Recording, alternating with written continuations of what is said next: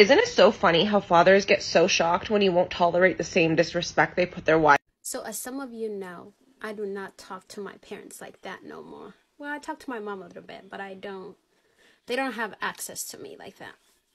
So the other day, my father texted me. Actually, he called me. I looked at that phone. I was like, okay, and then he texted me. And I was like, I can respond to a text. I feel like I'm in control in that. And he was like, oh, you're staying away from me. You know, I'm getting old. What if I die? Will you have any regrets? I was like, no. I have made peace with the fact that you will be gone. And that's okay with me. And and then I was like, it sounds like you have some regrets in how you have treated your kids. And he was like, well, I'm the father, blah, blah, blah. I was like, okay, you wanted to be the father. This is the type of father you are. This is how you will be treated. All that to say, yeah, the audacity, the disrespect. So my dad is autistic and he's also a narcissist. And I mean that he's diagnosed with narcissistic personality disorder and is actively working with a narcissism specialist in order to stop being a fucking asshole to everybody. I grew up with my dad undiagnosed with either. And when I tell you that the combination of undiagnosed autism and undiagnosed narcissistic personality disorder was a brutal combination for a father, let me give you my top 3. So when I met my dad when I was 10 years old, he was obsessed with categorization and obsessed with understanding personalities and like putting people in boxes to like better understand them. He really struggled after spending about a month with me because he didn't really know how to categorize me. And this was a conversation he had with me at 10 years old. He goes, I don't get it. Your oldest sister is smart, but not very pretty. Your middle sister is pretty, but not very smart. And you're just average. So like, I don't know whether to call you smart or pretty because I think that you're neither. Up until about 2 years ago, that's genuinely what he sustained, that he has 3 daughters. One is smart, one is beautiful, and one is just average. And that was me, just average. By the way, when I approached him about this when I was older, he's like, yeah, I still think that. And also you should be grateful that that's what you have because you don't have to live up to anything. Like, you don't have to try to maintain your beauty and you don't have to prove to people that you're smart because you're neither. So being average is what you want to be. Fucking brutal. Okay, the second thing is when I was 15, I lived with my dad for an entire summer. Why? I don't know. Fuck me. In my first couple weeks, my dad pulled me aside and he said, I have to tell you something. He had taken my toothbrush and DNA tested me secretly without me knowing. And he was trying to prove that I was his daughter, okay? And when he told me this, he said, I'm really glad we got the test done because I realized since you've been living with us that I don't love you. Like, I don't love you in the way that dads should love their kids. I don't feel like that about you. I don't even really like you. And so I wanted to get the DNA test because I was 100% certain that I wasn't actually your dad. Because if I was your dad, then I would be biologically driven to give a shit about you. And I don't. I don't care about you at all. So now that we have the test, I know that I need to talk to someone about why I still don't love you. Can you believe?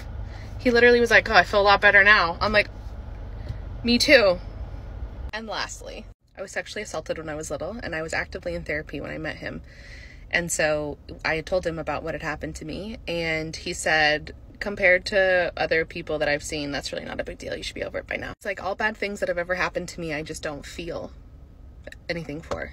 I don't get why you can't do that. So good luck to his therapist. He has a lot of work ahead of him. Isn't it so funny how fathers get so shocked when you won't tolerate the same disrespect they put their wives through? Like, I'm not your wife, sir. And I'm definitely not one of your little friends, and you made that clear. Like, that was the woman you chose. I was the woman that was given to you. Do you see how karma works? No, but actually, like, these men, they'll be the first men that let you down.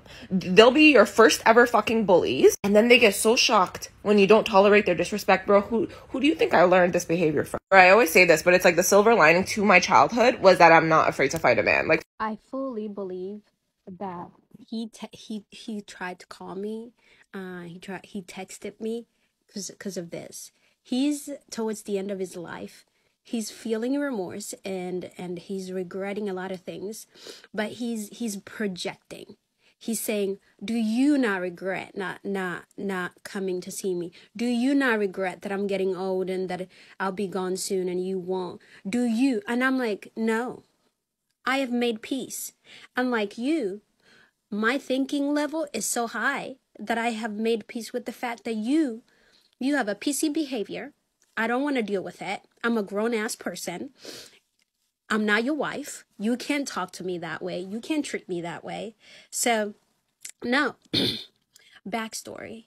This man did not come to my wedding. This man came to my master's graduation, and he was on his phone the whole time. This man did not want to take a photo with me at my graduation. This man called me the night of my wedding, and he said the most nastiest things in the face of the planet. This man never apologized. Because for me, it's like, you might have been handed, you weren't parented by your own parents. So you grew up with little knowledge of how to treat people. But everybody knows how to apologize. At least I think so. At least I would like to think so. So until this day, he truly believes he has never done anything wrong. He literally believes it's because I did not listen to him. That's why he did the things that he did. Therefore, it is not his fault. Make it make sense, Jesus. Make it make sense. So this man has never apologized. And I'm like, I really don't need that. You did what you did. You don't think it's wrong. That's fine. I think it's so wrong. The fact that, and then even my own mother, she's like, oh, the Lord says to forgive. That was in the past. In my mind, I'm like, is the dick that good? That you let this man do this type of shit to your own kids and you don't do shit? Really? Really? Anyway, I digress. I'm gonna let this go. And I just wanted to talk about this. Just, by the way, I'm all healed. I'm happy. I'm thriving. I'm great, by the way. I hope y'all are working on yourselves too, because it's important. Live your lives.